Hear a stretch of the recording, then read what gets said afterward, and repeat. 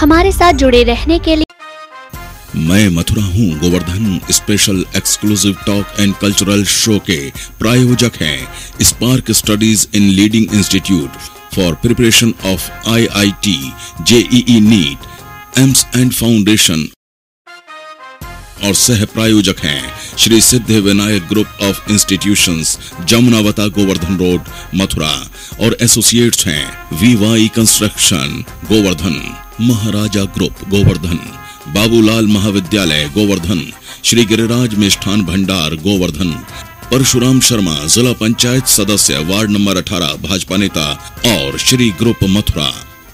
मैं धर्म भूमि कर्म भूमि कृष्णा की जन्म भूमि विश्व में पहचान रखता हूँ। मैं मथुरा हूँ, मैं मथुरा हूँ, मैं मथुरा हूँ।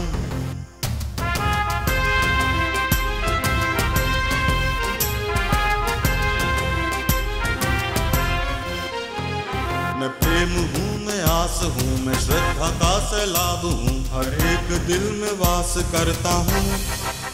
मैं मथुरा हूँ, मैं मथुरा हूँ, मैं मथुरा हूँ।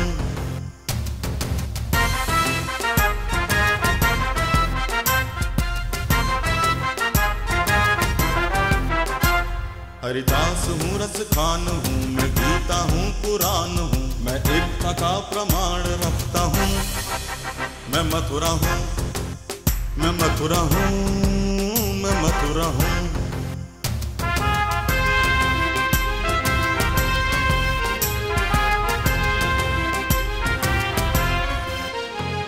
मैं न्याय हूँ, विश्वास हूँ, मैं दुखियों की आवाज हूँ, मैं कंसों का संहार करता हूँ। मैं मथुरा हूँ, मैं मथुरा हूँ, मैं मथुरा हूँ, मैं मथुरा हूँ। बोलिए श्री गिरिराज महाराज की जय। आप देख रहे हैं मैं मथुरा हूं, मैं मथुरा हूं का गोवर्धन स्पेशल। और ये प्रोग्राम जो आयोजित किया जा रहा है इसमें आपको हम इस वक्त दिखा रहे हैं एक्सक्लूसिव टॉक शो। इस एक्सक्लूसिव टॉक शो में हमारे साथ हैं गोवर्धन के 2 पूर्व नगर पंचायत अध्यक्ष और एक स्थानीय आश्रम के महंत। सबसे पहले हमारे जो साथी बैठे हुए हैं आपसे बातचीत करने के लिए, अरुण यादव उनके समीप जो बैठे हैं वे हैं श्री राम भरोसी पाठक। 1972 से लेकर 75 तक आप नगर पंचायत गोवर्धन के चेयरमैन रहे हैं और जनसंघ से भी आप जुड़े रहे हैं 1962 से, और 1964 से लेकर 2000 तक के लंबे अंतराल तक आप यहाँ के राष्ट्रीय इंटर कॉलेज के लेक्चरर भी रहे हैं। आपके समीप ही बैठे हैं कार्षणी गुरु श्री शरणानंद जी महाराज के परम शिष्य और उनके स्थानीय आश्रम के संचालक हरिओम बाबा। हरिओम बाबा रमण रेती आश्रम तलहटी के सामने जो स्थित है के संचालक हैं, और यहाँ पर आप एक लंबे अरसे से रहकर गोवर्धन के सौंदर्यीकरण के लिए, गोवर्धन की स्वच्छता के लिए, गोवर्धन के वृक्षारोपण के लिए सतत प्रयत्नशील। आपके समीप मेरे निकट जो बैठे हैं वे भाजपा से जुड़े हुए हैं जिनका नाम है सत्य प्रकाश मित्तल। सत्य प्रकाश मित्तल भी यहाँ पर सन 2000 से लेकर 2005 तक चेयरमैन रहे, और आप पूर्व में अग्रवाल सभा के भी अध्यक्ष रह चुके हैं। आपसे बातचीत करने के लिए तैयार हैं हमारे साथी, और हमारे जो धर्म के देखने वाले हैं बीट इंचार्ज दीपक बैंकर भी हैं। धर्म से जुड़ी तमाम जो जिज्ञासाएं हैं उनके समाधान के लिए, उनको पूछने के लिए, और धर्म से जुड़ी जो विकृतियां हैं उनसे संबंधित प्रश्न करेंगे हमारे साथी क्राइम रिपोर्टर गोविंद भारद्वाज। तो शुरुआत कीजिए अरुण जी, आप बातचीत का सिलसिला शुरू कीजिए। धन्यवाद खत्री जी। सबसे पहले मैं राम भरोसे पाठक जी के पास ही आना चाहूँगा। तो आप चेयरमैन रहे, नगर पंचायत अध्यक्ष रहे 3 साल के लिए, तो इमरजेंसी का दौर आ गया था उस समय। तो सबसे पहले यही बताइए कि उस दौर में क्या रहा, इमरजेंसी के दौरान? मान्यवर, सर्वप्रथम मैं नियो न्यूज के संचालक, उनके कर्मचारीगण, उनके जो कार्यरत श्री खत्री जी और चतुर्वेदी जी आए हैं, उन सबको बहुत बहुत धन्यवाद इसलिए देता हूँ कि उन्होंने गोवर्धन में 14 सितंबर हिंदी दिवस को अपना शुभ आरंभ दिवस गोवर्धन के लिए रखा। उसके लिए मैं उनको बहुत बहुत धन्यवाद देता हूँ, बहुत बहुत आभारी हूँ। प्रिय बंधुओं, नियो न्यूज का कार्यक्रम है और अगर मैं इसकी तुलना द्वापर युग से ये कई गुना आज का दूरदर्शन बढ़ गया है। तो देखिए, सबसे पहले जब महाभारत का युद्ध हुआ, कुरुक्षेत्र के मैदान में दोनों तरफ की सेनाएं सज गईं, तो धृतराष्ट्र जिसे दीखता नहीं था, उसने कहा महाराज मैं युद्ध कैसे देखूं? तो भगवान ने कहा दिव्य दृष्टि दे देंगे। तो उसने संजय के लिए दिव्य दृष्टि मांगी। तो वो कहते हैं धर्म क्षेत्रे कुरुक्षेत्रे समवेता युद्धस्वा मामका पांडवस्यैवा किम कुर्वत संजय। संजय से वो पूछ रहे हैं धर्म क्षेत्र और कुरुक्षेत्र में क्या हो रहा है, तो केवल उसे जो देखता था वो ही बताता था। लेकिन आज का जो दूरदर्शन है, आज का जो कलयुग का मशीनों के युग का जो दूरदर्शन है, वो इतना बढ़ गया है कि जमीन में 100 हाथ नीचे गड़ी हुई चीज़ों को भी खोज करके समाज के सामने रखता है। समाज में क्या हो रहा है, समाज में क्या विकृतियां हैं, उन सबको आप लोगों के सामने रखता है। आज का दूरदर्शन राजनीतिक, आर्थिक, सामाजिक, धार्मिक सभी बातों पर प्रकाश डालता है। आज का दूरदर्शन लोकतंत्र का चौथा स्तंभ है। स्तंभ ही नहीं बल्कि ये कहा जाए कि ये आज का दूरदर्शन वर्तमान सरकारों और सरकारी कर्मचारियों का मार्गदर्शन भी करता है, तब भी यह अतिशयोक्ति नहीं होगी। इसके बाद मैं प्रार्थना करता हूँ माननीय से कि वो जो भी चाहें वो पूछें। मैंने यही कहा, आपसे जानना चाह रहा हूँ कि इमरजेंसी के दौरान आप जब नगर पंचायत अध्यक्ष रहे, उसके बाद इमरजेंसी लागू हो गई, तो आपने कैसे, आपके कार्यकाल के बाद इमरजेंसी के दौरान क्या स्थिति रही गोवर्धन में? देखिए, इमरजेंसी भी एक ऐसी घटना थी जो इस लोकतंत्र के लिए बड़ी विडंबना है और इमरजेंसी को आज काले अक्षरों में लिखा जाता है। इमरजेंसी में देश के बड़े बड़े नेताओं को, सिद्ध संत और सिद्ध साधुओं को भी इमरजेंसी में नहीं बख्शा गया। और यहाँ बच्चे बैठे हैं, उनको ये शायद ये मालूम नहीं है कि उस समय ऐसा बुरा दौर था कि पुलिस निरंकुश थी, अदालतें सुनना बहरी हो गई थी, वो सुनना नहीं चाहती थी, लोग बड़े परेशान थे। अनेकों युवाओं का परिवार नियोजन कर दिया गया। तो उससे बुरा क्षण भगवान न करे कभी भारत में आए। आपके कार्यकाल में क्या क्या कार्य रहे? जो गोवर्धन है धार्मिक नगरी है, यहाँ लाखों भक्त आते हैं, दर्शन करते हैं, तो उस दौरान आपके क्या कार्य रहे प्रमुख रूप से जो आपने गोवर्धन के लिए कराए? देखिए, उस समय गोवर्धन में कोई भी सरकारी मदद नहीं मिल पाती थी।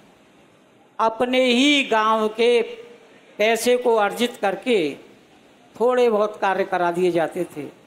आज के समय के अनुसार उस समय कोई पैसा नहीं मिलता था। यहाँ तक कि उस समय कर्मचारियों को वेतन देना भी बड़ा दूभर था। तो मेरे समय में ज़्यादातर जो मैंने रखा वो सफाई की व्यवस्था पर ज़्यादा जोर दिया। मेरे समय में मैं मुख्य बाजार को रात्रि में ही सफा करा देता था। सुबह दुकानदार लोग डस्टबिन का कूड़ा, डस्टबिन की जो ढकेल आती थी उसमें डाल देते थे। तो मैंने सफाई पे सबसे ज़्यादा जोर दिया, क्योंकि वही एक ऐसी थी जो बिना पैसे के सरकारी कर्मचारी जो थे उन्हीं से कराई जा सकती थी। पेयजल व्यवस्था पूर्ण रूप से पानी की कभी कभी नहीं आने दी, जनता को पानी पूर्ण रूप से पर्याप्त रूप से दिलवाया। निर्माण कार्यों के संबंध में देखा जाए, पैसे के अभाव के कारण केवल कुछ ही खरंजों का निर्माण मैं करा पाया। कोई ऐसा भव्य निर्माण जो दर्शनीय हो वो नहीं करा पाया, क्योंकि पैसे का अभाव था। मित्तल जी, आपके पास आना चाहूँगा। सत्यप्रकाश मित्तल जी हमारे साथ हैं। आप भी पूर्व नगर पंचायत अध्यक्ष रहे हैं, तो क्या रहे आपके जो उपलब्धि गोवर्धन के लिए जो आपके कार्यकाल में रही हो, उसके बारे में कृपया बताएं। उपलब्धियों के विषय में मैं जनता के समक्ष मैं अपनी अंतरात्मा में तो यही समझूंगा मैं जीरो रहा, क्योंकि जनता की ख्वाहिशें बहुत होती हैं। जब अपना जो है जनप्रतिनिधि चुनता है तो जनताओं की अनेक ख्वाहिशें होती हैं, लेकिन जनप्रतिनिधि के सामने उनकी ख्वाहिशों को पूरा करना बहुत बड़ा क्षेत्र होता है। क्या कारण है? लेकिन जो है फिर भी मैंने जो प्रयास मैंने किए, मैं उनका आपको सुख में जो है दे रहा हूँ। मैंने जब नगर पंचायत का कार्यभार संभाला, वैसे तो मेरी कोई भावना नहीं थी कि मैं जो है अधिकारी, जनता के ऊपर अधिकारी बनूं, या लेकिन गिरिराज महाराज की कृपा कह लो, जनता का प्यार कह लो, उन्होंने मुझे इस सौभाग्य मुझे प्रदान किया कि मैं जो है यहाँ चेयरमैन नियुक्त हुआ। तो जब चेयरमैन नियुक्त हुआ तो उस समय यहाँ नगर पंचायत की आर्थिक स्थिति बिल्कुल नील थी। जैसे प्रिंस जो है 200 फुट गहरे गड्ढे में गिर गया था, आपने सुना होगा, न्यूज़ चैनलों के मार्फत से ही इतना अवतरित हुआ प्रिंस का कांड। ऐसे ही यहाँ गोवर्धन नगर पंचायत की आर्थिक स्थिति रसातल में 200 फुट गहरे गड्ढे में घुसी हुई थी। यहाँ सफाई के साधन नील थे। यहाँ जो प्राय आप देखते हैं, स्वीपर जो है कचरा गाड़ी से कूड़ा ढोता है, बस्ती से कूड़ा निकलता है, तो यहाँ प्राय कचरा गाड़ी भी मौजूद नहीं मिली। लेकिन उसके बाद में मैंने अपने दान रूप में यहाँ जो धर्मशालाएँ और जो बड़े बड़े श्रद्धालुआँ जो बड़े बड़े धर्मशालाएँ आज बना रहे थे, उनसे अन्य विनय करके मैंने उनसे एडोप मतलब ट्रैक्टर ट्रॉली वगैरह और ये साधन मुहैया कराए और बरसक सफाई देने की कोशिश की और दे पाया। आपके कार्यकाल के बाद आप आज के समय में देख रहे हैं नगर पंचायत गोवर्धन को, तो क्या लगता है क्या चीज़ें अभी जो चेयरमैन रहे हैं अभी तक वो भी नहीं कर पाए? क्योंकि अब तो आप इस समय तो नहीं कह सकते आप कि पैसा नहीं मिल रहा है। इस समय इस पिछले 5 साल के कार्यकाल में उत्तर प्रदेश सरकार ने भी खूब पैसा दिया है और दानदाता भी खूब दे रहे हैं। आज गोवर्धन का जो है नाम से ही इतना पैसा आ रहा है, तो वो पैसा जा कर आ रहा है आखिर, यहाँ के लोगों को कुछ मिल ही नहीं पा रहा। यहाँ कमांड नहीं है। एक्चुअली जो चेयरमैन है, जो बॉडी आती है, वो कर्मचारियों पर कमांड नहीं कर पा रही। मैंने अपने समय में काफ़ी कमांड किया था। मेरे समय के आप अधिकारियों कर्मचारियों से आप बात करेंगे, मैंने ना कुछ साधन होते हुए भी मैंने कर्मचारियों से सफाई, मेरे पूर्व जो है गुरुजन यहाँ पूर्व अध्यक्ष बैठे हुए हैं, ये आपको बताएंगे कि मैंने तन मन धन तीनों से नगर पंचायत कमांड कैसी जा रहे हैं? क्या मान रहे हैं आप कमांड को? क्या कि नगर पंचायत अध्यक्ष कोई और है, उनका कार्य देख कोई और रहा है, क्या किस तरह से मानते हैं आप? कार में सफाई कर्मचारी जो है केवल जो है 8 घंटे ड्यूटी पूरी नहीं दे पाता, 4 घंटे ड्यूटी देता है, तो उसका जो है जो जितनी सफाई निकल के आनी चाहिए उतनी सफाई नहीं निकल के आती है। ये सबसे बड़ा कारण है, क्योंकि सरकारी कर्मचारी है वो ये समझता है कि मेरा तो जो है बस मुझे चेयरमैन भी हटा नहीं सकता। चलिए हम रमण रेती आश्रम से हरिओम बाबा जी बैठे हुए हैं। बाबा आप ही बताइए, आपके बराबर में दो पूर्व चेयरमैन बैठे हुए हैं। वर्तमान चेयरमैन की आपने स्थिति देख ली। गोवर्धन में गड्ढा युक्त सड़कें हैं, साफ सफाई के नाम पर कुछ भी नहीं है। तो और मानसी गंगा पे लाखों रुपया खर्च कर दिया गया। स्थिति जस की तस बनी हुई है। तो क्या मानते हैं आप, किसकी कमी मानते हैं इस तरह से? बोले गिरिराज महाराज की। हमारी तो एक ही दृष्टि है कि गंदगी है ही नहीं। गंदगी हमारे अंदर है तो बाहर की गंदगी संभाल नहीं पाएंगे हम लोग। हमारे लिए गिरिराज जी आज भी स्वच्छ हैं। सफाई का एक ही है, किसी पे दोष आरोपित न करके हम यही कहेंगे, हम न्यूज़ के माध्यम से आप सब लोगों ने बड़ा हमारा साथ दिया है। और पूर्व में हमारे क्या बोलूँ, हमारे सौरभ भैया है ना, इन्होंने देखा है कि हम गंदगी को कूड़ा नहीं मानते हैं, ये प्रसाद है। और हम इस कूड़े की हम सफाई करना चाहते हैं तो ये झाड़ू से नहीं हो सकती है। ये हमारे अंदर के जब तक विचार नहीं शुद्ध होंगे। एक कुंडी में कूड़ा इकट्ठा हो जाए चेयरमैन साहब, उस कुंडी को साफ करो बार बार। बड़ा अच्छा लगता है, सफाई कर रहे हैं, श्रम तो कर ही रहे हैं, लेकिन उस कुंडी साफ नहीं हो पा रही हो। हम सफाई करने में लगे हुए हैं, जुड़े हुए हैं, श्रम कर रहे हैं। तो सज्जनों में यही निवेदन करूंगा, कुंडी को सफाई करना है तो उस कुंडी में आने वाले उसके दरवाजे को जरा बंद कर दो और फिर सफाई करोगे तो जल्दी हो जाएगी। तो हमारे अंदर में जो हम लोग सोचते हैं कि अमुक व्यक्ति ने गंदगी डाली, पूज्य हमारे जुगल किशोर महाराज कहते हैं अगर वो गंदगी न डालें, वो गंदगी न डालें, यात्री लोग कूड़ेदान में डालें, ठीक है, कूड़े का सिंहासन कूड़ादान होता है उसमें डालें। वो कहते हैं जब अब खुद ही डाल जाएंगे तो हम उठाएंगे किसको, हमारा कल्याण कैसे होगा।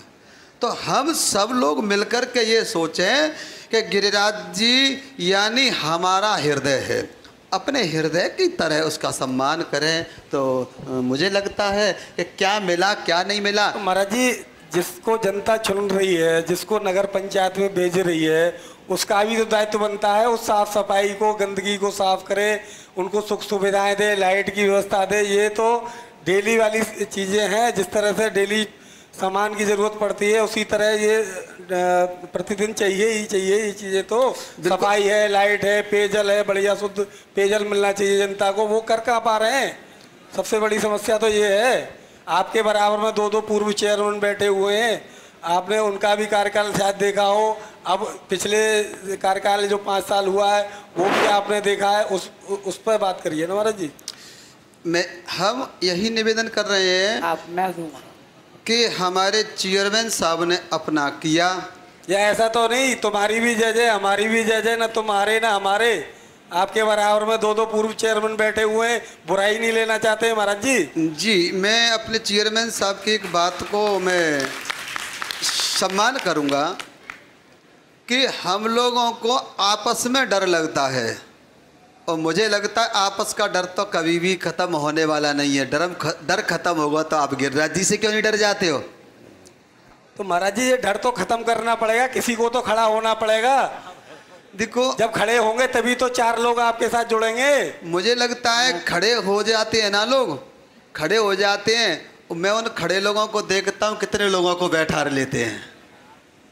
खड़ा होना इसको नहीं मानते हैं कि हम लोग किसी नेतागिरी में खड़े हो जाएं। मैं तो कहूँगा समाज के नीचे आप खड़े हो जाओ, जिसको समाज को साथ लेकर के उठाओ। वही तो कह रहा हूँ, तो चलना तो पड़ेगा ना, किसी को तो आगे बढ़ना पड़ेगा, तभी तो लोग आपके साथ चलेंगे। हमारे साथी अरुण जी महाराज जी से वो कहलवाना चाह रहे हैं, उस रूप में इनको लाना चाह रहे हैं जो शायद ये नहीं कहना चाहते हैं और उस रूप में नहीं आना चाहते हैं, क्योंकि इनका स्वरूप अपना अलग है।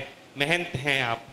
और यहाँ पर हमारे गोवर्धन क्षेत्र के तमाम नागरिक हैं, तमाम युवा हैं, उनसे भी हम ये कहेंगे कि आज की इस बातचीत के दौरान यदि आपके जहन में कोई जिज्ञासा हो, कोई समस्या हो, उसका कोई समाधान आप सुनना चाहते हो, अपना कोई सुझाव देना चाहते हो, तो आपका स्वागत है। आप हाथ उठाकर अपना खड़े हो सकते हैं और हमें इशारा दे सकते हैं। हम आपका सीधा संवाद यहाँ पर मंच पर मौजूद हमारे अतिथियों से कराएंगे। और महाराज जी हाथ उठ रहे हैं कई, और इससे पूर्व 2 हाथ भी मिल रहे हैं और वे ये इशारा दे रहे हैं कि वक्त हो चला है एक छोटे से ब्रेक का। मिलते हैं एक छोटे से ब्रेक के बाद। मैं मथुरा हूँ, मैं मथुरा हूँ, मैं मथुरा हूँ। मैं मथुरा हूँ Govardhan special exclusive talk and cultural show के प्रायोजक हैं Spark Studies in leading institute for preparation of IIT, JEE NEET, AIIMS and foundation, और सह प्रायोजक हैं Shri Siddhi Vinayak group of institutions, Jamunavata, Govardhan road, Mathura, और एसोसिएट्स हैं VY construction Govardhan, Maharaja group Govardhan, Babulal महाविद्यालय गोवर्धन, श्री गिरिराज मिष्ठान भंडार गोवर्धन, परशुराम शर्मा जिला पंचायत सदस्य वार्ड नंबर 18 भाजपा नेता, और श्री ग्रुप मथुरा। मैं मथुरा हूँ, मैं मथुरा हूँ, मैं मथुरा हूँ। ब्रेक के बाद मैं मथुरा हूँ गोवर्धन स्पेशल में एक बार फिर से आपका स्वागत है। और एक्सक्लूसिव टॉक शो में इस वक्त बातचीत चल रही है गोवर्धन के 2 पूर्व नगर पंचायत अध्यक्षों और एक स्थानीय आश्रम महंत के साथ। बातचीत कर रहे हैं हमारे साथी अरुण जी, राम भरोसी पाठक और सत्य प्रकाश मित्तल सहित हरिओम बाबा के साथ। जी अरुण जी। जी पाठक जी, बताइए आप अभी पिछला जो कार्यकाल रहा है चेयरमैन नगर पंचायत गोवर्धन का, क्या मानते हैं, क्या कमियां रही? मान्यवर महोदय, गोवर्धन में गुरु पूर्णिमा मेला इतना बहुत बड़ा ऐसा मेला होता है जिससे प्रदेश में हलचल मच जाती है और प्रदेश सरकार यहाँ के लिए बहुत पैसा देती है। मान्यवर, सर्वप्रथम मैं एक पॉइंट पर बात करूँगा। सर्वप्रथम मानसी गंगा को झील माननीय मुख्यमंत्री श्री मुलायम सिंह जी ने बनाया, काफ़ी पैसा दिया, मायावती जी ने भी दिया, लेकिन मान्यवर इसमें चेयरमैन और नगर की जनता का कोई दोष नहीं है। ये अधिकारीगण जो आते हैं, खासतौर से जल निगम तो एक ऐसा विभाग है जो सफ़ेद हाथियों से कहा जाए तो कहा नहीं जा सकता। वो गन्ना गुड़ नहीं खाता, वो दामों को खाता है। गोवर्धन की मानसी गंगा की सफाई हुई, करोड़ों 32 करोड़ रुपए आया, सफाई हुई, ठीक है, कीचड़ भी निकलवाई, सब कुछ हुआ। आज उस सफाई के लिए एक एरिएशन प्लांट करीब 32 लाख रुपए का लगवाया गया, लेकिन आज वो देख रेख के अभाव में बंद पड़ा हुआ है। ना उसके तेल बदले जाते हैं, ना उसकी पाइपलाइन बदली जाती है। दोषी कौन है? दोषी इस चीज़ का जो इतने का तो दोषी है चेयरमैन। और जो पीछे जो मानसी गंगा की सफाई, सीवर लाइन डली, सीवर लाइन ऐसी डली है जो घरों में पाइप डलते हैं, 12 इंची के पाइप डले हैं, तो ना उससे सीवर का सही प्रयोग हो रहा है, ना आज तक किसी व्यक्ति का कनेक्शन हुआ है। जगह जगह सीवर लाइन चौक है और चौक लाइन को जल निगम टाउन एरिया के तत्कालीन ईओ को हैंड ओवर करके ले दे करके। तो सबसे ज़्यादा दोष अगर यहाँ की सरकारी धन को बर्बाद करने में और उसका सही सदुपयोग न करने में चेयरमैन दोषी नहीं है, जल निगम विभाग दोषी है। दूसरा, मान्यवर, ना उन्होंने सड़कें बनवाई, ना सीवर लाइन पड़ी, कुछ नहीं हुआ। दूसरी एक अर्ज मैं करता हूँ, वो इतने चतुर अधिकारी थे उस विभाग में, जब गोवर्धन की मानसी गंगा में नीचे पानी में बैरिकेटिंग किया गया तो आम लोगों ने कहा ये बहुत नीचा है, पानी ऊपर बढ़ेगा तो लोग ये डूब जाएगा। किसी की नहीं सुनी, और वही स्थिति हुई कि जो है वो डूब गए और फिर बाद में उन पर 3-3 फुट का अलग से वेल्डिंग करा के पाइपलाइन लगा करके बैरिकेडिंग को सही कराया गया। उनके सामने कुछ लोगों ने अनशन की धमकी दी, तो उन्होंने, यहाँ तो देखो सब जगह 2 पार्टी होती हैं और ये हमारा कस्बा तो बड़ा विचित्र है, बड़ी जल्दी हाथ जोड़े से ही मान जाता है। तो उन्होंने कहा कि ये लोग कमीशन मांगते हैं, इसलिए उसमें दुद्दड़ हो गया। चेयरमैन की न सुनी, चेयरमैन की तो सुनते ही नहीं थे, जल निगम वाले जनता की नहीं सुनते थे। उन्होंने तो जो देखा वो अपने आप किया। तो उस स्थिति के लिए जो 32 करोड़ रुपया मानसी गंगा को आया, उसके लिए पूर्णतः जल निगम विभाग दोषी है। तो जिस समय आप ये कार्य देख रहे थे, जल निगम को दोषी बता रहे हैं आप, अधिकारी दोषी हैं इसमें मान लिया, तो आप आगे क्यों नहीं बढ़े, उसको रोका क्यों नहीं, कैसे लोगों को साथ रोकते? क्यों नहीं लिया आपने? जवानी कहा, तत्कालीन डीएम से भी कहा, लेकिन साहब कोई सुनवाई नहीं है, न जब थी न अब है। आप ये देखिए मानसी गंगा पर जिसके स्वच्छता के लिए बड़ा ढिढोरा पीटा जाता है, सब कुछ किया जाता है, आज मानसी गंगा पर एक भी पेशाब घर नहीं है। आप गोवर्धन की बात कर रहे हैं, मानसी गंगा की बात कर रहे हैं, आपको गलत दिखा, आपने रोका नहीं। वृंदावन में यमुना रिवर फ्रंट बना, उसमें अधिकारी गलत कर रहे थे, केवल एक व्यक्ति ने कोर्ट में जाके पूरा कार्य रुकवा दिया, 2-3 साल कार्य नहीं होने दिया। आप कह रहे हैं मैंने बहुत कोशिश की, क्या कोशिश की? लेकिन एक बात बताओ, इस सब के लिए हाई कोर्ट जाना पड़ता है। क्यों नहीं गए आप हाई कोर्ट? आपके साथ लोगों क्यों नहीं लिया? अरे हाई कोर्ट को पैसा चाहिए बहुत बड़ा, कौन खर्च करे? यहाँ आपस में देने वाले भी नहीं है। यहाँ तो हल्ला उल्ला करके हम अपनी आत्मा को यही शांत कर लेते हैं। साहब जी आप बताइए, क्या आपको क्या लगता है इसमें? जो पूर्व चेयरमैन साहब ने जो कहा बिल्कुल सत्य कहा। ये डिपार्टमेंट आते हैं, उनके अधिकारी स्थानीय जो है उनकी नहीं सुनते हैं और जो है अपनी मनमानी करते हैं। ये जो सिविल लाइन का जो प्रोजेक्ट था, विश्व बैंक के सहयोग से मैंने कोशिश करके, नरेंद्र भूषण जी उस समय जो है डीएम थे, तो उनके निर्देशन में मैंने जो है विश्व बैंक के सहयोग से ये योजना क्रियान्वित कराई थी, पास कराई थी। और जल निगम ने उसका जो है, जब मुझे जल निगम ने उसका वो बना के दिया कि इस टाइप से ये जो है सिविल लाइन डलेगी, तो मैंने जल निगम से और नरेंद्र भूषण जी से साफ मना कर दिया, ये कामयाब नहीं होगी।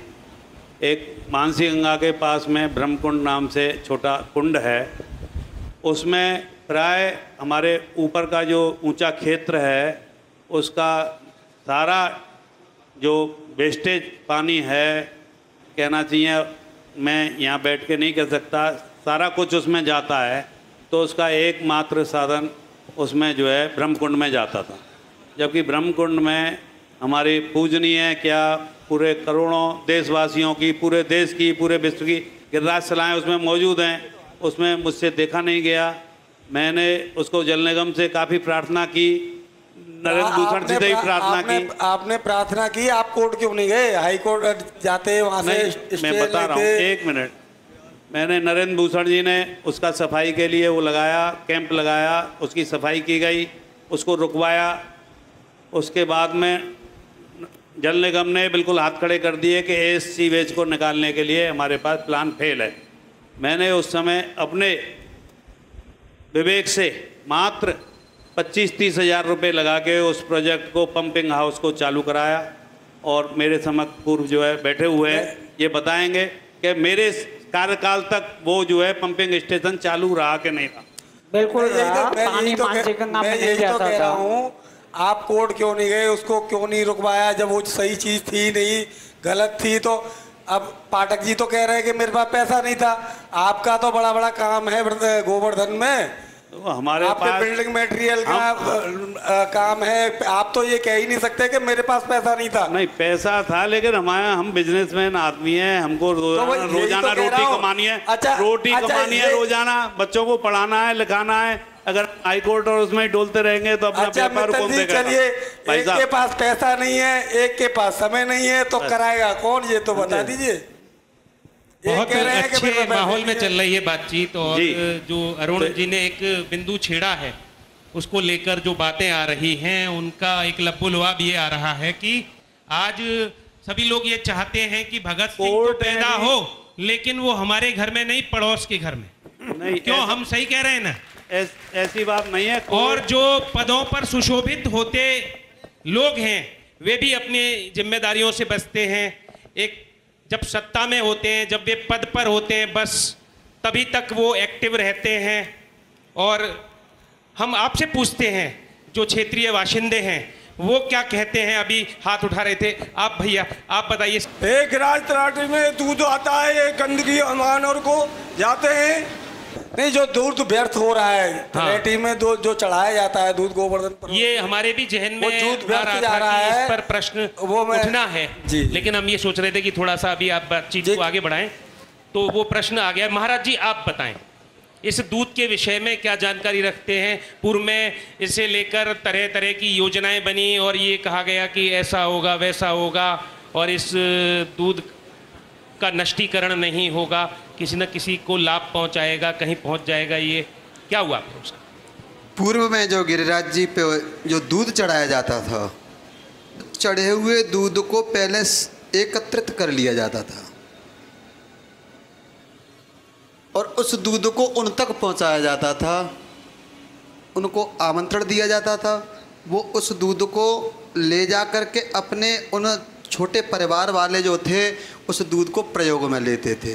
वस्तुतः यही है कि उस चढ़े हुए दूध को हम लोग आज प्रसाद नहीं मानते हैं, उसको वो विषाद बना दिया, विष बना दिया, जहर बना दिया है। वो मुझे लगता है वो हम लोग भगवान के इस पंचामृत के चढ़े हुए दूध के साथ जो खिलवाड़ कर रहे हैं, तो मुझे लगता है कि हम उस भगवान का अपमान ही कर रहे हैं। तो वो दूध आज भी किया जा सकता है और हम लोगों ने बहुत प्रार्थना यहाँ के लोगों महाराज जी ऐसा हुआ है कुछ समय के लिए जी जी निर्बल वर्ग के लोगों को वो दूध महाराज प्रदान जी, किया गया है। इसका मैं उल्लेख करता हूं। भरोसी जी कुछ कहना चाह रहे हैं। देखिए, जब हम छोटे छोटे थे, हमारे मुकुट गिरिराज जी हैं, इतना शुद्ध दूध चढ़ता था, मीठा, कि हमारे बुजुर्ग उस दूध को बाल्टियों में लाते थे। और हमारे यहाँ पंचायती अखाड़ा है बिल्कुल वहीं घाट पे ही, उसमें हम लोग कुश्ती लड़ते थे, तो वो बुजुर्ग हम लोगों को उस दूध को पिलाते थे। लेकिन आज स्थिति ऐसी हो गई है कि जो दुकानदार दूध को बेचता है उससे अगर कहा जाए कि भाई एक कप दूध तू इसमें से पी ले, तो वो नहीं पिएगा। ये बात फिर हमारे जहन में आ रही थी कि आगे चल के यहाँ पहुंचना है ये मुद्दा। दूसरी जो दूध दिया जा रहा है वो दूध है ही नहीं, सिंथेटिक दूध है। अगर वो दुकानदार और ऐसे में ये सवाल उठता है कि जो खाद्य और औषधि प्रशासन विभाग है वो यहाँ पर क्या केवल औपचारिकता निभा रहा है अपनी, आकर केवल सैंपल ले जाता है, उन सैंपलों का परिणाम क्या रहता है? उसका परिणाम ये, दुकानें वहीं पर बनी रहती हैं, उसका परिणाम ये बेचती रहती हैं, एक सिंथेटिक। उसका परिणाम ये होता है कि इससे पहली सरकार के टाइम में वो 10,000 रुपये में सैंपल वापस आ जाते थे, लोग बताते हैं, अब 15,000 रुपये लग जाते हैं। हाँ। आज तक सैंपल भरे ही नहीं जाते हैं। और मैं 75 साल का हो गया, मेरे बाजार में जो मानसी गंगा के पास है, मैंने तो कभी वहाँ सैंपल भरते किसी को देखा नहीं। खूब कह लिया, उनके पैसे बंधे हुए हैं, पैसे ले जाते हैं। दूध की समस्या एक ऐसी है। दूसरा निवेदन मेरा और है, हमारे शास्त्रों में दूध की धार का नियम है। ये नहीं कि अलग 10 क्विंटल दूध चढ़ा दो 1 क्विंटल। अगर दूध पर प्रतिबंध लगा दिया जाए कि 250 ग्राम से ज़्यादा कोई यात्री दूध नहीं चढ़ाएगा, जिसको ज़्यादा चढ़ाना है वो औंठवावे, स्कूलों में बांटे, यात्री परिक्रमा दे रहे हैं उनको बांटे। जब यात्री बीमार होंगे, बच्चे बीमार होंगे, तब उन दुकानदारों के सैंपल भरे जाएंगे, अन्यथा नहीं भरे जाएंगे। ये दूध बलि मांग रहा है, ये दूध बलि मांग रहा है, पूर्व नगर पंचायत अध्यक्ष गोवर्धन कह रहे हैं। और ये दूध आज जहर का स्वरूप ले चुका है। यहाँ पर दान घाटी की तरफ जब चढ़ाई चढ़ते हैं तो बड़ी दुर्गंध सी आती है। तो मैं ये कह रहा था कि दुर्गंध कहाँ से आती है, हमें तो महसूस नहीं होती है। फिर हमने ध्यान से थोड़ा सा सूंघने का प्रयास किया तो हाँ, कुछ दुर्गंध आती हुई लगी। तो ये जो दूध है वो आज भी नष्ट हो रहा है, और इस दूध को लेकर सोशल मीडिया पर भी तरह तरह के सवाल उठ खड़े होते रहते हैं। लोग कहते हैं कि ये दूध अगर निर्बलों को मिलता तो शायद कुछ होता, और पत्थर के गिरिराज जी को दूध इतना चढ़ाने से क्या फ़ायदा। फिर उसका लोग प्रतिवाद भी करते हैं कि दूध गिरिराज जी से कोई कम नहीं होने वाला। तो अपनी अपनी धारणा है, लेकिन जो एक ये श्रद्धा भाव है, ये श्रद्धा भाव एक अव्यवस्था को जन्म दे रहा है, बीमारियों को जन्म दे रहा है। प्रभु की शरण में आता है इंसान शांति के लिए, अपने कष्टों के निवारण के लिए, लेकिन यहाँ पर कष्टों का माध्यम बन रहा है दूध। क्या कहेंगे महाराज जी आप? दूध कभी कष्टों का कारण नहीं बनता है, बन रहा है। सिंथेटिक दूध आ गया जब, इसको हम दूध कह क्यों रहे हैं? ये दूध नहीं है, ये कहें आप। इसके लिए एक पिटीशन पड़ा हुआ है एनजीटी में। समस्त अधिकारियों से निवेदन किया, हमारे सौरभ भैया को पता है, धरना भी दिया गया, किसी ने नहीं सुनी, तो पिटीशन पड़ा हुआ है एनजीटी में। इसके लिए अभी सैंपल भर के गया है, और उसमें ये यथार्थ आया है कि पहले दूध को जो लोग ले जाते थे, अपने प्रयोग में लाते थे, उनको एनर्जी की प्राप्ति होती थी। फिर बचा हुआ दूध जो थोड़ा भी बच जाता था, उसको मैंने देखा बंदर और कुत्ते चाटते थे, बड़े मजबूत हो जाया करते थे। और आज उस दूध को मैंने देखा, अभी 8-7 साल पहले से देख रहा हूँ मैं, 6-7 साल पहले वे कुत्ता ने, किसी ने दूध पी लिया, और गिरिराज जी में जितने भी कुत्ते थे वो सब चर्म रोगी हो गए। इतना भयंकर विष है जे। और जब आज मैं कुत्ताओं को देखता हूँ, जिधर दूध होता है ना, उधर कुत्ता नहीं जाएगा, बंदर उधर नहीं जाएगा। खत्री साहब, ये जो आपने जो बताया, यहाँ ये हम लोगों ने एक कच्चा टैंक बनाया है, वो दूध बहता था, और ये जो चढ़ाते हैं हम जो लोग, ये केमिकल वाला दूध, ये जमीन को सफ़ेद कर देता था, और वस्तुतः जी हमारे वृक्षों को सुखा दिया था गिरिराज जी की तलेटी में। अब उस दूध को हमने एक कच्चा गड्ढा करके और उसको एकत्रित कर लिया है, और एक मोटर लगा रखी, उस दूध को हम कहाँ ले जाते, कितनी दूर ले जाते हैं। और सीवरेज टैंक ट्रैक्टर से ले जाते थे हम, पहले ट्रैक्टर से ले जाते थे तो कम मात्रा हुआ करती थी, अब मात्रा इतनी बढ़ गई है उसकी। अब पता नहीं गिरिराज जी की लीला है कि पता नहीं हमारी सब की लीला है, लेकिन इस लीला पर हम सब लोगों को विचार करना चाहिए कि हम गिरिराज जी की संस्कृति के साथ, धरोहर के साथ खिलवाड़ कर रहे हैं। इसके लिए हम विचार नहीं करेंगे तो आगे आने वाले समय में वो बदबू हमारे घरों में जाएगी। खत्री साहब की नाक में गई है, और नाक में आपकी मत तो 1-2 दिन नहीं गए हैं, तो नाक बंद कर सकते हो। जो हमेशा रहते हैं वो क्या बंद करेंगे, वो तो मरेंगे बेचारे, अपनी ज़िंदगी के साथ में खिलवाड़ हो रही है उनके साथ में।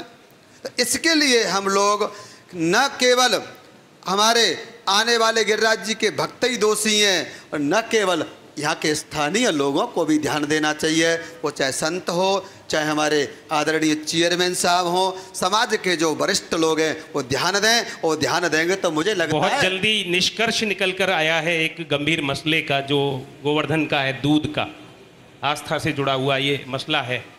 हम उम्मीद करते हैं कि इस ओर ध्यान दिया जाएगा। जो भी संबंधित सक्षम अधिकारी गण हैं, हम चूंकि इसको अंतिम चरण की ओर लेकर चल रहे हैं, इससे पूर्व की समापन हो इस टॉक शो का, कुछ एक हमारे जिज्ञासु यहाँ पर दर्शक गण हैं और कुछ एक हमारे साथी हैं, वे भी कुछ पूछना चाहते हैं, कुछ अपनी बात रखना चाहते हैं। सबसे पहले हम आना चाहते हैं जो रह गए थे पूर्व में, कि हमारी माताएं, महिलाएं शौच के लिए या लघु शंका के लिए ऐसे बैठती हैं तो बड़ी शर्मिंदगी होती है। चेयरमैन साहब रहते हुए उन्होंने क्यों ना ये कदम उठाया कि ये सब चीज़ सुधारी जाए। और मैं जैसा मानता हूँ, मेरी 45-40 साल उम्र है, मैं देख रहा हूँ काफ़ी साल से राज्य बदलते हैं, सरकारें बदलती हैं, चेहरा बदलते हैं, नेताएं बदलते हैं, लेकिन हमारी जो जनता है, जो पब्लिक है, वो वहीं की वहीं है, उनका कोई भी बदलाव नहीं है। तो ये सब चीज़ पर नेताएं कोई भी ध्यान नहीं देते हैं, सिर्फ बदलता है तो उनके जो ढीले कुर्ते, ढीले पतलून में होती हैं, वो थोड़ा कलफ वलफ लग के टाइट हो जाती हैं। अपना घर बदलता है, अपने रिश्तेदार और संबंधी बदलते हैं, ना कि कोई जनता बदलती है। जन सामान्य के पास से एक ऐसी बात आई जिसने वास्तव में एक सवाल खड़ा किया है, जो व्यवस्था है उस पर सवाल खड़ा किया है, और जो व्यवस्थापक हैं उन पर सवाल खड़ा किया है।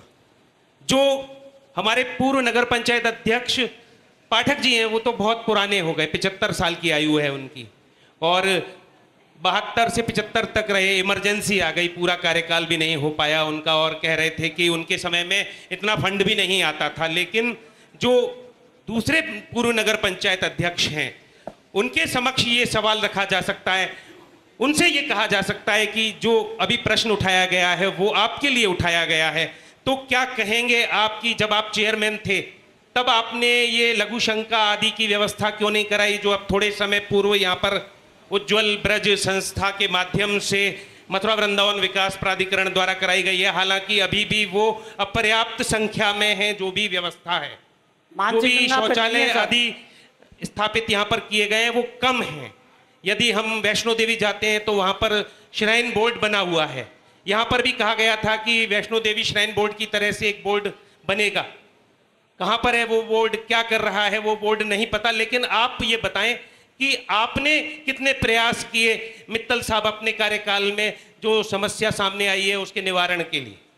भाई साहब ने जो प्रश्न, ज्वलंत प्रश्न जो किया है वो उनका सही है, लेकिन मेरे समय में कोई ऐसी किसी ने कोई सलाह या मेरे सामने कोई ऐसा प्रश्न नहीं रखा।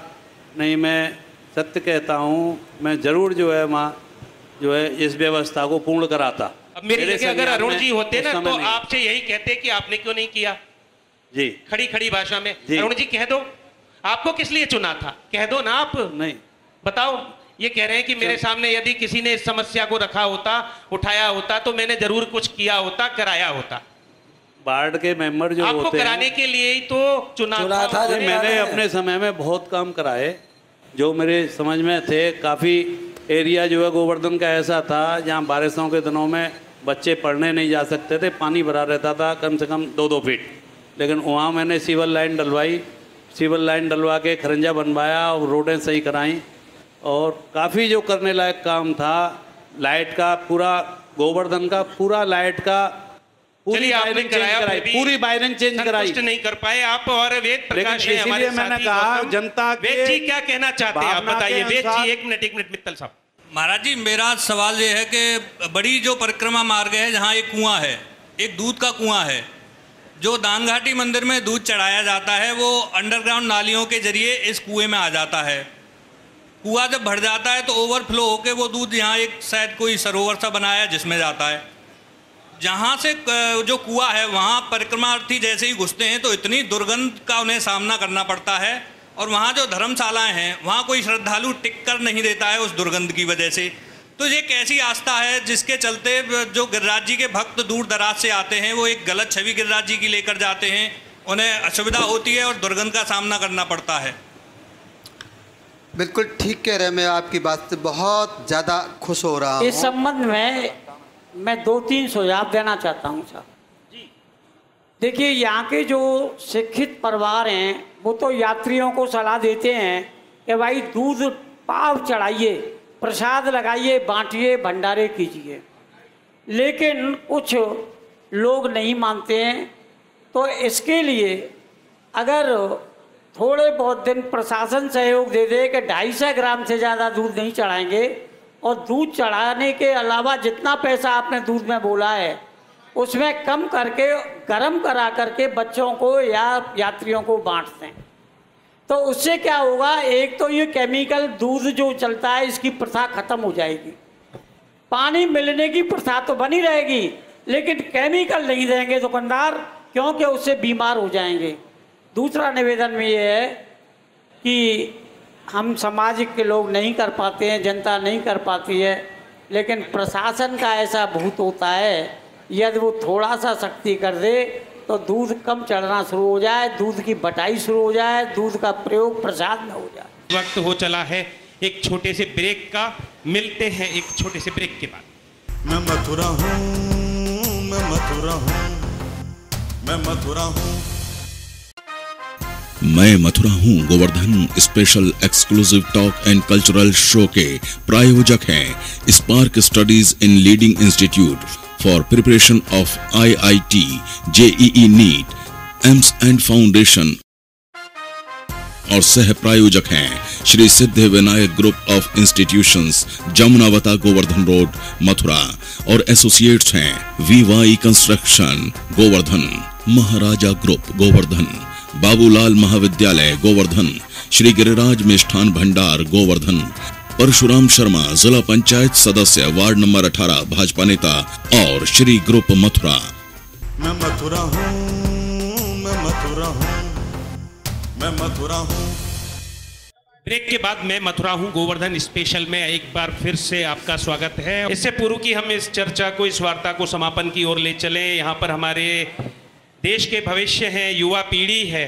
हम ये चाहेंगे कि यदि उनके मन में कोई जिज्ञासा है, अपनी कोई बात है, अपना कोई सुझाव है, तो वे बिल्कुल निसंकोच रख सकते हैं अपनी बात। गुड़ियाओं आप रख सकती हैं और हमारे जो युवा साथी हैं वे भी रख सकते हैं। कृपया आप जागरूकता का परिचय देते हुए अपनी बात को रखें। जी, मैं सबको नमस्ते करना चाहती हूँ। हम राष्ट्रीय इंटर कॉलेज से आए हैं। सबसे बड़ी बात तो ये है कि वहाँ पे असुविधा बहुत है और सुविधा बिल्कुल भी नहीं है। इसलिए हम आप सबसे अनुरोध करते हैं कि वहाँ पे पहले सुविधा की जाए हमारे लिए।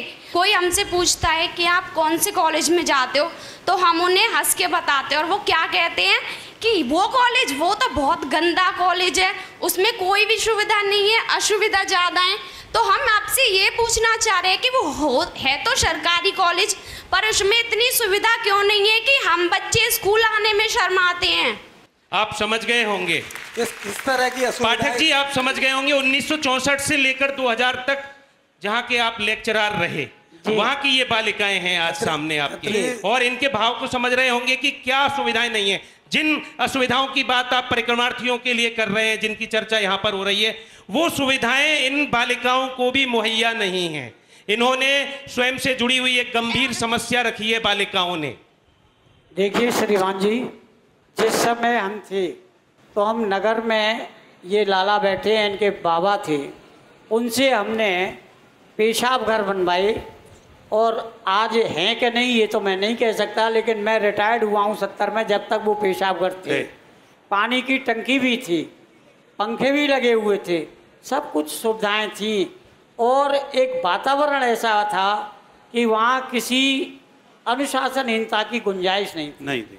कारण ये हो गया कि एक तो अध्यापक, यानी अगर मैं ये कहूँ कि हमारी सरकारों ने औरंगजेब की धर्म नीति को अपनाया। औरंगजेब ने एक अध्यादेश जारी कर दिया कि समस्त धार्मिक संस्थाएं हैं उन्हें मंजूरी नहीं, नए मंदिरों को मंजूरी नहीं दी जाएगी और पुराने मंदिरों का जीर्णोद्धार नहीं होगा, मंदिर अपने आप नष्ट हो जाएंगे। इन सरकारों ने क्या किया कि नए टीचर नहीं रखे जाएंगे, पुराने जब चले जाएंगे स्कूल अपने आप कम हो जाएंगे। अब बहन जो रैली कह रही थी राष्ट्रीय विद्यालय की, अभी मैं बैठा था वहाँ मालूम पड़ी गणित और साइंस और अंग्रेजी के अध्यापक वहाँ नहीं है। अब बताइए, गणित जैसा विषय उसका अध्यापक विद्यालय में नहीं हो, कैसे विद्यालय चलेगा साहब, कैसे बच्चे पढ़ने आएंगे? तो कुछ खामियां सरकार की तरफ से भी हैं। सरकार इन स्कूलों को बढ़ाना ही नहीं चाहती, वो प्राइवेट स्कूलों को मान्यता दे दे करके अच्छा धन बटोरती है। और प्राइवेट स्कूलों की स्थिति है, जैसे ये बता रहे हैं इंटरमीडिएट में 16 रुपये महीने फीस है इन मान्यता प्राप्त स्कूलों की, और जो प्राइवेट स्कूल चल रहे हैं उनमें फीस है 2000 और 3000 रुपये महीने। अभी आपने बोला कि वहाँ पे पानी, बिजली और वो है शौचालय, तो ऐसा तो हमारे स्कूल में कुछ भी नहीं है। फिर हम बताओ कि अब आपसे कैसे नहीं कहें इस बात को, किससे नहीं कहें, आखिर हमारी कौन सुनेगा? बैठी हुई है फरियाद कर रही है ये तरसी हुई निगाह, देखे किसी को जमाना गुजर गया। पाठक जी और मित्तल साहब, ये आपके ही नौनिहाल ये युवा देश के भविष्य आपसे कर रहे हैं सवाल जी, और आपसे मांग रहे हैं अपना हक। हम आपसे कह रहे हैं कि आप इनके अधिकार की लड़ाई लड़ें, क्योंकि ये नहीं लड़ सकती। अगर ये लड़ाई लड़ने बैठ गई तो फिर इनको रस्टिकेट कर दिया जाएगा, इनको विद्यालय से बाहर कर दिया जाएगा। जब तक हम थे, हमने वहाँ थे, अब टूट गए हों ये हम नहीं कह सकते। इसका प्रत्यक्ष उदाहरण ये है, इनके बाबा बड़े धर्मनिष्ठ थे, लाला गड्डरमल जी, उनसे हमने कह करके मैं खुद गया और मैंने उनसे पैसा लगवाया, यानी वो ईंट पत्थर सब काम उन्हीं का था। खैर, बहुत अच्छी रही ये चर्चा। हमारा मन तो नहीं कर रहा कि इस चर्चा को हम यहीं पर विराम दें। इस मध्य कुछ कहना चाहते हैं आप? 2 मिनट। मैंने अपने समय में वहाँ जो है तीर्थ विकास ट्रस्ट वालों से कह के पानी की प्याऊ जो है टंकी बनवाई थी, जिसका कनेक्शन अंदर की साइड में भी दिया था। लेकिन अब क्या पोजीशन है मालूम नहीं है राष्ट्रीय विद्यालय की पेयजल व्यवस्था की, मैं बता रहा हूँ। दूसरा, एक ये दूध के विषय में ज्वलंत जो प्रश्न है, आप ये मत कहिए कि हमने ये किया और ये कराया और ये कराया और वो कराया। आप ये बताइए कि अब कुछ कराएंगे आप? इन बच्चियों ने जो आपसे सहायता की गुहार लगाई है, क्या इनको कुछ दिलासा दिलाएंगे? इनके लिए कुछ करेंगे या यहाँ से जाके बस अपने टीवी पर अपना प्रोग्राम टॉयलेट के विषय में सो जाएंगे? टॉयलेट के विषय में आप जो है प्रधानाध्यापक मुझे स्थान बताएं, मैं टॉयलेट बनाने के लिए स्वीकार करता हूँ। और जो कार्य बाबा ने किया वो नाती तैयार है। टॉयलेट बनाने के लिए मैं जो है आप स्थान नियुक्त कर दें, मैं वहाँ जो है बहनों के लिए, अपनी बच्चियों के लिए लैट्रिन और बनाने को इसी तरीके से एक विद्यालय को आप गोद लें, एक को कोई और गोद ले, एक को हम गोद लें, लेकिन उसका बाद में ख्याल जो है और विद्यालय ही रखेगा। सरकारें भी कुछ सोच लें, उसका जो है ख्याल जो है फिर प्रधानाध्यापक को ही रखना पड़ेगा उसकी सफाई वगैरह के लिए। बस हम आपसे ये कहेंगे कि यहाँ से जाने के बाद आप भूल मत जाना।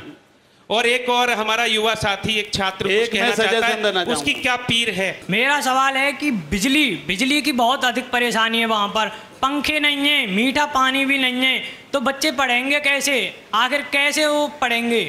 मेरा सवाल है ये। केवल शौचालय ही नहीं, बिजली भी नहीं है, ठीक है, पीने को मीठा पानी भी नहीं है।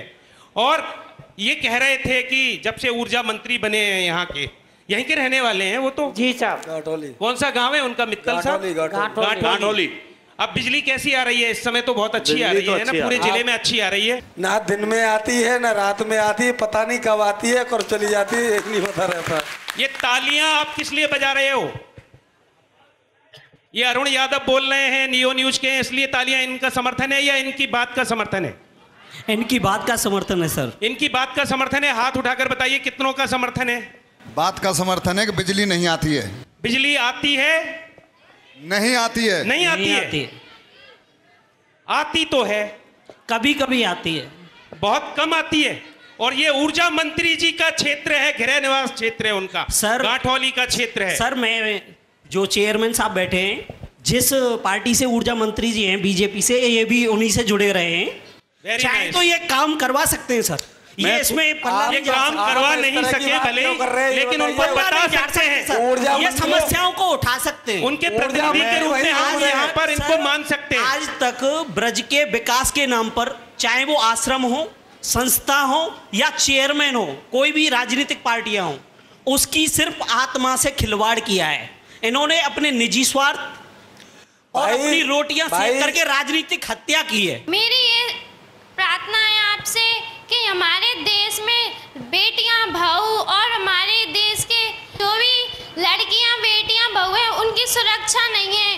किसी भी जगह में जाती हैं वो बिना झिझक के नहीं जा पाती हैं और वो 6 बजे के बाद घर से नहीं निकल पाती हैं। ऐसा क्यों? लड़कों से क्यों नहीं ऐसा होता है? क्यों? अब तो ये कह रहे थे कि एंटी रोमियो स्पाइट चल रहा है और अब वो बात नहीं है, अब सब कुछ अच्छे से चल रहा है, बालिकाएं घर से निकल रही हैं। अब भी सुरक्षा को लेकर आपको खतरा है? नहीं है, ऐसा नहीं है। हमारी बेटियां भी सुरक्षित नहीं है, ऐसा अभी बहुत कम है। जी आप बताइए, आप क्या कहना चाहती हैं? देखो, आजकल की लड़कियों के लिए कोई भी सुविधा नहीं है, शौचालय भी नहीं है, यहाँ तक कि नाम आता है फिर भी घरों में शौचालय भी नहीं है। और बाहर शौच करने के लिए जाते हैं, गली में भी इतने खरंजे टूटे हुए हैं, कुछ ना तो प्रदान करते हैं, कुछ स्कूल में ना तो बिजली है ना पंखे हैं, गर्मी में 1 बजे तक पढ़ते हैं। और देखो ना शौचालय है, पानी के लिए भी परेशानी है। सबसे ज़्यादा दिक्कत होती है हमें पढ़ने के लिए, ना तो वहाँ पंखे हैं ना बिजलियाँ हैं, और सबसे ज़्यादा टीचर नहीं है हमारे कॉलेज में। जितनी सब्जेक्ट हैं इतने टीचर नहीं है हमारे कॉलेज में। सबसे ज़्यादा यही अनुराधा मेरी कि टीचर है वो हमारे स्कूल में सब में ज़्यादा। बस इन्होंने ये कहा है कि ये जल नहीं है, स्वच्छ है, तो ये जल कैसे?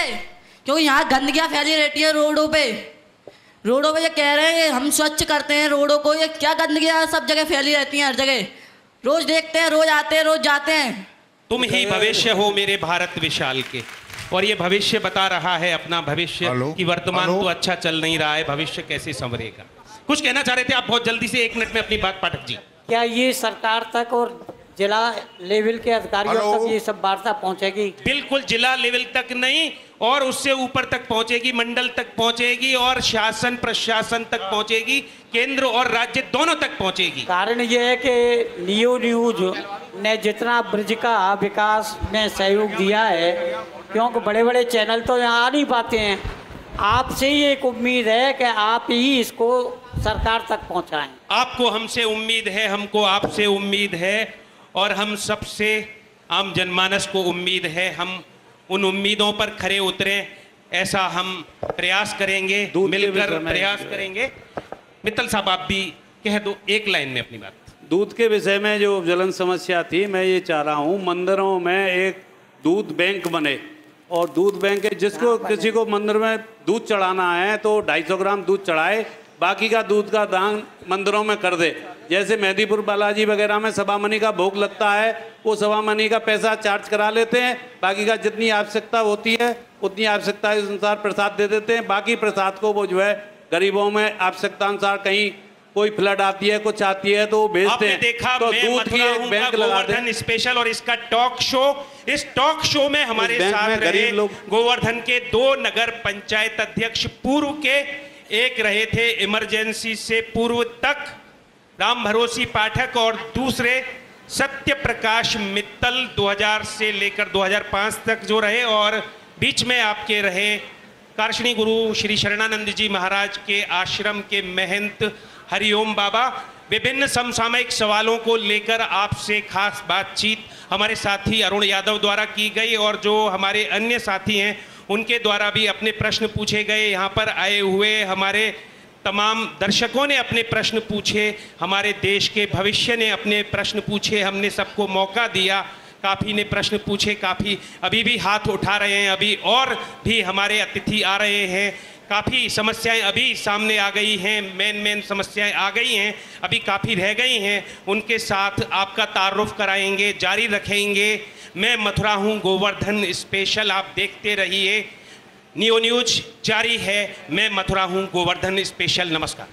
मैं धर्म भूमि कर्म भूमि कृष्णा की जन्म भूमि विश्व में पहचान रखता हूँ। मैं मथुरा हूँ, मैं मथुरा हूँ, मैं मथुरा हूँ।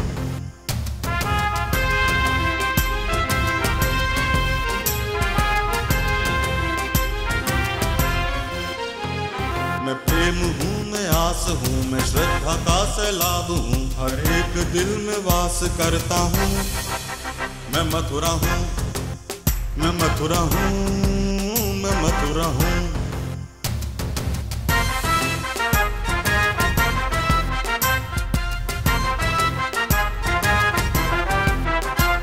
हरिदास हूँ, रस खान हूँ, मैं गीता हूँ, पुराण हूँ, मैं एकता का प्रमाण रखता हूँ। मैं मथुरा हूँ, मैं मथुरा हूँ, मैं मथुरा हूँ।